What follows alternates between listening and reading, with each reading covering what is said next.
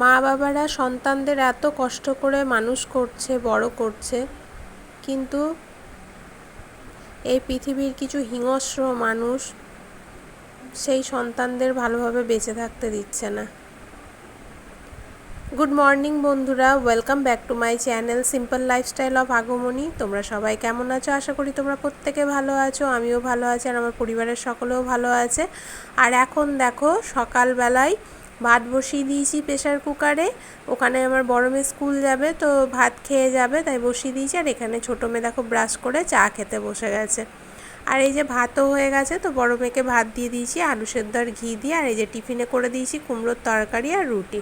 জলখাবারে আজকে কুমড়োর তরকারি করেছি, তো টিফিনে রুটি নিয়ে যাব বললো, তাই ভাবলাম সবাই রুটিই খাই, তো আজকে বেশি করেই রুটি করে নিয়েছি। আর দেখো 3টে রুটি দিচ্ছি, নেবে না, বলছে আমাকে 2টো দাও, না একটা বান্ধবীদেরকে দিবি, তো বলছে না 2টো দাও, ওর মধ্যেই হয়ে যাবে। এদিকে আমি তোমাদের দাদাভাইকেও খেতে দিয়ে দিয়েছি, এই যে খাচ্ছে। তো গরম রুটি খেতে ভালোবাসে, একদম নামিয়ে নামিয়ে দিয়ে দিয়েছি, খেয়ে নিচ্ছে। তারপরে এবার আমিও খেয়ে নেবো, বড় মেয়ে তো স্কুলে চলে গেল, আর ছোটো মেয়েকে একটু পরে খাওয়াবো, আমি খেয়ে নিই তারপরে ওকে খাওয়াবো। তো এখন আমার খাওয়াও কমপ্লিট, এখন এবার ছোটো মেয়েরও ভাতটা মেখে নিয়েছি। তো দেখো ওরও সেই ঘি দিয়ে আর আলু সেদ্ধ দিয়ে মেখেছি। ঘি নিতাম না যেহেতু পেটের প্রবলেম হচ্ছে, এখন ভালো আছে, গতকালকে যেহেতু প্রবলেম ছিল, কিন্তু ওই যে ঘি ছাড়া খাবেন না উনি, তাই একটু অল্প ঘি মেখেই নিলাম। তারপরেই সোজা চলে এসেছি ঘরটা একটু পরিষ্কার করতে। তো বিছানাটা আগে গুছিয়ে নিই, কারণ এই বিছানা পড়ে থাকলে না আমার ভীষণ বিরক্ত লাগে। এবার ছোটো মেয়ে যখন স্কুলে যায় জানো তো, তখন সকাল সকাল কিন্তু বিছানাটা তোলা হয়ে যায়। আর এই যে বাড়িতে থাকলে পড়ে পড়ে ঘুম, ওই 9টার আগে তো উঠতেই চায় না, তাই বিছানাও বেলা অবধি পড়ে থাকছে। তো বাসি কাজকর্ম সেরে আগে জলখাবারটাই করে নিয়েছিলাম। তারপরে তো দেখলে ও উঠে ব্রাশ করলো, তারপরে এই যে এখন খাওয়া দাওয়া কমপ্লিট করে এখন বিছানাটা সুন্দর করে গুছিয়ে নিচ্ছি। তারপরে এবার দুপুরে রান্নার প্রস্তুতি চলবে আর কি।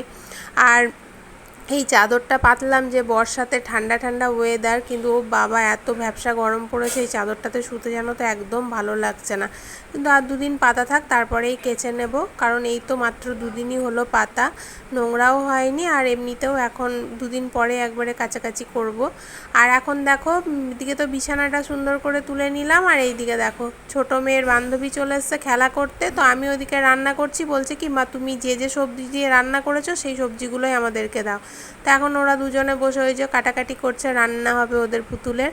আর এদিকে আমি রান্না বসিয়ে দিয়েছি, দেখো ভাতটা আমার হয়ে গেছে, আর সজনের শাক করে নিয়েছি, তো শাকটাও হয়ে গেছে। আর সকালে কুমড়োর তরকারিটা করেছিলাম, এই যে অল্প রয়ে গেছে। আর আমড়ার চাটনিটা এই জারের মধ্যে ছিল, তো ওইটুকুই ছিল, ঢেলে নিলাম, জারটা এবার ধুয়ে নেবো। আর করছি হচ্ছে ডিমের ঝোল। আর ভাতটা এদিকে দেখো আমি উবুর দিয়ে দিয়েছি। তো চলো, এইটা আমার কষানো হয়ে গেছে, এবার এটাতে জল ঢেলে দেবো, তারপরে বাসন মাজতে চলে যাব। তো এই বাসনগুলো জল খাবারের বাসন, তো অনেকটাই বাসন বেরিয়ে গেছে আজকে, জল খাবারেরও আছে আর চা খাওয়ারও আছে। তখন এই যে বাসনগুলো ধুয়ে নিচ্ছি। আর আজকে রোদটা বেশ ভালোই বেরিয়েছে সকাল থেকে, তো ভাবছিলাম বালিশগুলো আজকে একটু রোদে দেবো, তারপরে ভাবলাম যে না থাক, 2 দিন পরেই একবারে বালিশের ওয়ারগুলো কাচবো, তো তখনই একবারে রোদে দেবো। আর জানো তো কলে না আমাদের ঠিকঠাকভাবে একদম জল আসছে না, কোনো দিন তো জল দিচ্ছেই না, আবার একদিন পুরো জল দিচ্ছে না, পরের দিন যদিও দিচ্ছে তো যখন তখন চলে আসছে, আর এক টাইম দিচ্ছে, আর মানে বেশিক্ষণ দিচ্ছে না আর কি, আধ ঘন্টা 25 মিনিট এরকম দিচ্ছে।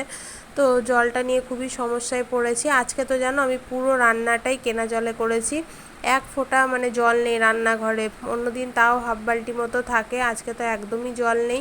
সকালে জল এসেছিলো কিন্তু বেশিক্ষণ দেয়নি বলে আজকে আমি 1 বালতিও জল পাইনি। আর প্রতি বছর বর্ষাকালেই এই সময় পাইপ ফেটে যায় জলের প্রেসারে আর কি, তো প্রতি বছরই সমস্যা দেখা যায়, কিন্তু এবছরের সমস্যাটা যেন একটু বেশিই মনে হচ্ছে, এবছর জলটা একটু বেশি ডিস্টার্ব করছে। তো কিছু করার নেই, যখন যেমন পরিস্থিতি তখন সেটাকে তো মানিয়ে নিতেই হবে বলো, তবেই না। আর এটা শুধু আমাদের আসানসোলের এই জায়গা বলেই নয়, অনেক জায়গাতেই এই জলের সমস্যাটা হচ্ছে, বা বাইরে অন্যান্য জায়গাতেও মনে হয় হচ্ছে, তো কিছু করার নেই। আর এদিকে এই যে ডিমের ঝোলটা আমার হয়ে গেছে, আর রান্নাঘরটা এবার অগোছালো হয়ে আছে, রান্নাঘরটা সুন্দর করে পরিষ্কার করে তারপরে সোজা চলে এসেছি ঘরে। এবার রুমটা ঝাড় দিয়ে নিচ্ছি, সকালবেলা তো বাসি ঘর ঝাড় দেওয়া হয়, কিন্তু ধরো অত ভালো করে তো দেওয়া হয় না, সামনে সামনে দিয়ে দিই। আর এখন সেকেন্ডবার যখন ঝাড় দিই তখন খাটের তলায়, আলমারির তলায়, টেবিলের তলায় সমস্তটাই ভালো করে ঢুকিয়ে ঝাড় দেওয়া হয় পরিষ্কার করে, তাই এত ধুলো। তারপরে এই যে ছোটো মেয়ে তো আছেই নোংরা করার জন্য, খেলা করছে আর নোংরা করছে ঘরবাড়ি। আর এদিকে তোমাদের দাদাভাইও তাড়াতাড়ি কাজ থেকে চলে এসছে, তো এই যে মায়ের ঘরে বসে আছে, এই মাত্রই এলো, তো এখন আমার এই তো ঝাঁট দেওয়া কমপ্লিট হয়ে গেছে। এবার ফার্নিচারগুলোকে একটু পরিষ্কার করে নেবো, তারপরে ঘরটা মুছে নেব। আর ছোটো মেয়ে তো সোফায় বসে বান্ধবীর সাথে খেলছে, তো ওকে বললাম একটু স্নানটা করে নে, তারপর আবার খেলা করবি। তো বলছে না, আমি যদি স্নান করতে যাই অঙ্কিতা আবার পালিয়ে যাবে, খেলা হবে না। তো বললাম ঠিক আছে, তাহলে খেলাটাই করে নে, আমি এদিকটা করে নিই, তারপরে স্নানটা করাবো। আর মেয়ের শরীর খুব একটা ভালো নেই জানো তো, পেটের প্রবলেমের সাথে সাথে সর্দিও করে গেছে, কাশি হচ্ছে, বেশ জোরে জোরেই কাশছে। এদিকে ঘর বাড়ি কিন্তু আমার সমস্তই পরিষ্কার করা কমপ্লিট। তারপরে যে ছোটো মেয়েকে স্নান করিয়ে নিয়ে চলে এসেছে। আর আজকে জানো তো নিজেই রেডি হয়েছে, নিজেই জামা পরেছে, নিজেই চুল আঁচড়েছে, আবার এখন এই যে টিপ পরে নিচ্ছে। তো দেখাচ্ছে মা টিপটা পরা হয়েছে, আমি বললাম খুব সুন্দর হয়েছে। তো চলো, আমার রুমের ভেতরের সমস্ত কাজ তো হয়ে গেছে, এবার আমার বাইরে যেতে হবে। বাইরে মানে জামা কাপড় কাচতে আছে, তো ওগুলো কেচে নিয়ে স্নান করে ফ্রেশ হয়ে তারপরে তোমাদের সামনে আসছি। তার আগে এখন আমি ছোটো মেয়েকে ভাত দিয়ে দেবো, কারণ সকালবেলায় ভাতটা মেখেছিলাম দেখলে সম্পূর্ণ ভাতটা খায়নি, বমি বমি পাচ্ছিল ওর। তো তাই এখন ভাত মেখে দেবো, তো তোমাদের দাদাভাই খাইয়ে দেবে ভাতটা। তো রান্নার একবার ফাইনাল লুকটা তোমাদের দেখিয়ে দিলাম। তারপরে এই যে স্নান করে ঠাকুর প্রণাম করে চলে এসেছি সোজা ছাদে। তো জামা কাপড়গুলো তখন কেচে মেলতে আসিনি, ভালো একবারে স্নান করে গিয়েই ছাদে মেলবো। তো এই যে এখন মেলে নিচ্ছি। আর আজকে খুব ভালো রোদ বেরিয়েছে। আর দেখো সকাল থেকে হাওয়া দিচ্ছিল না, এখন দেখছি বেশ হাওয়া দিচ্ছে। ঠাকুর মনে হয় কথা শুনেছে, আমি না গরমে থাকতে পারছিলাম না, বলছিলাম যে একটু হাওয়া দাও বাবা ভগবান। তো বেশ হাওয়া ফুরফুরে হাওয়া দিচ্ছে, বেশ ভালোই লাগছে ঠান্ডা ঠান্ডা হাওয়াটা, মানে রোদটা অতটা গায়ে লাগছে না। আর এই অরেঞ্জ চুড়িদারটা পরে গতকালকে বিগ বাজার গেছিলাম ছোটো মেয়েকে নিয়ে একটু বেরু বেরু করতে। তো সেই চুড়িদারটাকেও একবার ধুয়ে ফেলেছি, ঘামের তো গরমে না ধুয়ে না আলমারিতে ভরে রাখতে একদম ভালো লাগে না। আর এমনিতেও আমি বাইরে থেকে কোথাও থেকে ঘুরে এলে আর কি জামা কাপড় কেচে তারপরে আলমারিতে তুলি। তো চলো, এদিকে আমার জামা কাপড় মেলাও কমপ্লিট, এবার নিচে গিয়ে খাওয়া দাওয়া করে নেব। ট্যাঙে ট্যাঙে ট্যাঙে রে ট্যাঙে ট্যাঙে আরেকবার আরেকবার আরেকবার ট্যাঙে ট্যাঙে করো, এবার আরেকবার ট্যাঙে ট্যাঙে ট্যাঙে ট্যাঙে ট্যাঙে ট্যাঙে ট্যাঙে ট্যাঙে করছে এখন। মাধুরীকেও একটু তুলি। এদিকে ছাদে সমস্ত ছানাপোনাগুলোই চলে এসেছে। এই দেখো 5টা ছানা ছাদের মধ্যে খেলা করতে চলে এসেছে। ছাদে বেশ হাওয়া দিচ্ছে, ভালোই লাগছে ছাদে থাকতে। আর এই ছোটো গুন্ডাটা তো আমাকে জ্বালিয়ে মারছে জানো, এত দৌড়ানো করাচ্ছে, একবার এ মাথা একবার ও মাথা। আর এই দেখো কত জল ফেলেছে আমার ছোটো মেয়ে আর আমার এই ছোটো ছেলে, এই দুজনে মিলে পুরো জল ফেলে বেড়াচ্ছে ওটা ছাদের মধ্যে। আর এই বালতিটাতে দেখুন অল্প জল আছে, একবার এই বালতিটায় জল ঘাঁটতে আসছে, আর না হলে ওইদিকে কলে আছে, তো ওই কল খুলে ওইদিকে জল ঘাঁটছে।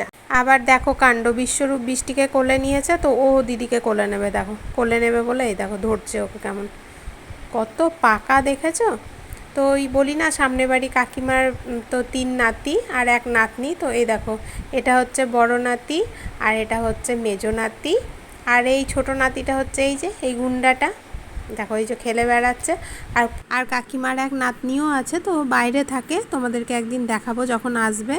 আর এই যে বড় মেয়ে স্কুল থেকে এসে স্নান করেছে, দেখো মাথাতেও স্নান করে নিয়েছে, বলছে কি গরম করছে, তাই স্নান করে এই যে এখন ছাদে এসে বসেছে।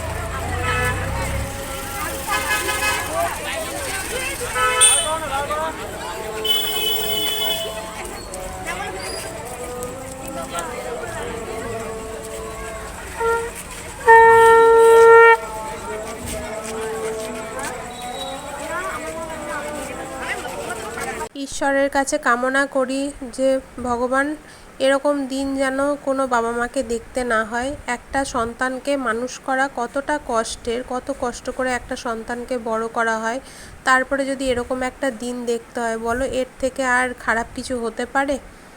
কোনো মানুষ কিভাবে এতটা হিংস্র হতে পারে না, মানে কি বলবো, এদেরকে না পশুদের সাথে তুলনা করলেও কম হবে। মানে পশুদের মাথাতেও বুদ্ধি আছে, কিন্তু এই মানুষরূপী রাক্ষসগুলোর মাথাতে একটুও বুদ্ধি নেই, তাই এরকম নৃশংস কাজ করে বেড়ায়। তাদের বাড়িতেও তো মা আছে, বউ আছে, সন্তান আছে, তারপরেও কিভাবে এরকম করে বলো তো? যত দিন যাচ্ছে তত না মানে পথ চলা খুব বিপজ্জনক হয়ে গেছে। সন্তানদের যে কিভাবে রক্ষা করব বুঝে উঠতে পারছি না। সবসময় একটা বাইরে বাচ্চাদেরকে বার করলে আতঙ্ক, মনে হয় যেন ঠাকুর ঠিকভাবে যেন বাড়ি ফিরে আসতে পারে। তো এখানে এই যে সমস্ত স্টুডেন্টরা মোমবাতি জ্বালিয়ে নিচ্ছে। ঈশ্বরের কাছে প্রার্থনা করি তুমি যেখানেই আছো ভালো থেকো, সুস্থ থেকো, তোমার আত্মা যেন শান্তি পায়। এর থেকে আর কিছু বলার ভাষা নেই। এখন এবার বাড়ি চলে আসছি। তো রান্না করেই এসেছিলাম, 8টা নাগাদ এসেছিলাম, এখন প্রায় 9টা মতো বাজে। তো রান্নাটা তোমাদেরকে তো দেখানো হয়নি। ওবেলার কুমড়োর তরকারিটা অল্প আছে, আর ডিমের ঝোলের আলু পটলটাও অল্প রয়েছে। আর এবেলাতে রুটি আর ডাল করে নিয়েছি, মুসুরির ডাল চাপ চাপ করে।